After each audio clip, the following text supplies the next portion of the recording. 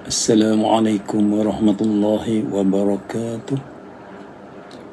Allah SWT kurniakan kepada kita semua tempoh hidup 24 jam sehari semalam. Kita tak pasti sambil Allah akan sambung hidup kita untuk hari esok. Dan tempoh hidup 24 jam sehari semalam, apa yang telah kita lakukan? Agaknya dalam tempoh 24 jam sehari semalam, berapa jam kita dengan Allah SWT dan berapa jam kita lupa Allah? Kita perlu jawab untuk diri masing-masing. Kita perlu jawab dengan hati, bukan dengan mulut, kerana mulut kita akan sentiasa berbohong. Ketika kita makan, kita lupa Allah. Ketika tengok TV, kita lupa Allah. Ketika kita main bola, kita pun lupa Allah.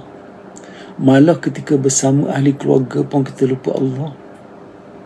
Hatta ketika kita sembahyang pun kita lupa Allah.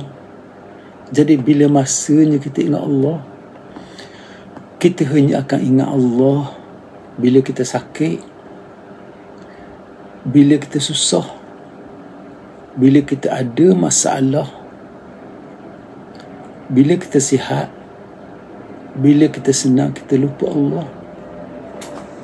Bila kita lupa Allah di dunia, apa kita harap Allah Ta'ala akan ingat kita di akhirat? Ingatlah, barang siapa banyak lupa Allah di dunia, maka Allah akan lupakan dia di akhirat. Sekianlah, wabillahi taufiq wal hidayah. Wassalamualaikum warahmatullahi wabarakatuh.